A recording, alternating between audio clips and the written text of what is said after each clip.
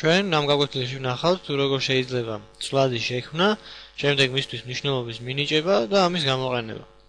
გავაკეთოთ ფაილი და დავარქვათ მას var.cpp.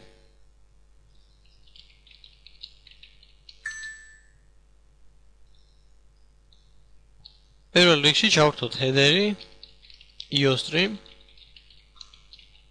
შემდეგ დავწეროთ using namespace std, რაც ნიშნავს რომ გვინდა აი ამ namespace-ის გამოყენება.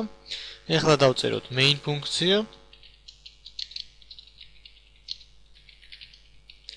და გავაკეთოთ ეხლა ცვლადი. ჩვენ ცვლადში ვინახავთ გარკვეული სახის ინფორმაციას. ამიტომ სანამ შევქმნით, უნდა მივუთითოთ ცვლადს თუ რა ტიპისთვის გვინდა ეს ცვლადი. ანუ ამ შემთხვევაში მოდი ჩვენ გამოვიყენოთ ძალიან ესეთი მარტივი ტიპი int-ი, რომელიც გამოიყენება მთელი რიცხვების შესანახად და ამ ჩვენ ცვლადს დავარქვათ მაგალითად i. ანუ ეს ჩანაწერი ნიშნავს იმას, რომ ჩვენ გვაქვს int ტიპის ცვლადი, რომელსაც ქვია i და რომელშიც შეგვიძლია შევინახოთ მთელი რიცხვები, მთელი მნიშვნელობები. ეხლა მნიშვნელობის მინიჭება როგორ ხდება? წერთ ცვლადის სახელს, შემდეგ უდრის და შემდეგ წერთ მნიშვნელობას, მაგალითად 8. ახლა მოდი დავბეჭდოთ ეს მნიშვნელობა.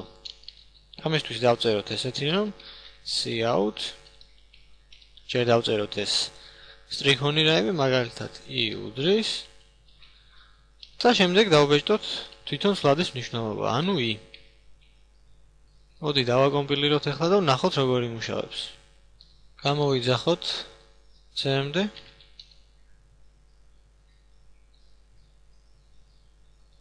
და დავწეროთ g++ var.cpp -o და შემდეგ სახელი ჩვენი პროგრამის, მაგალითად program.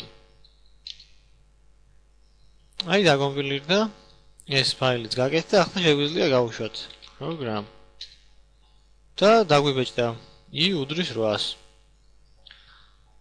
ასევე ჩვენ შეგვეძლო ეს მნიშვნელობა დაგვებეჭდა აი ამ პირველივე სტრიქონში, მეორე cout-ის გამოყენების გარეშე.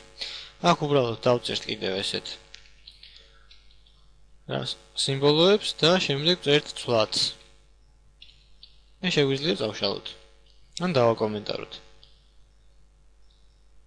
დავაკომპილიროთ ახლიდან.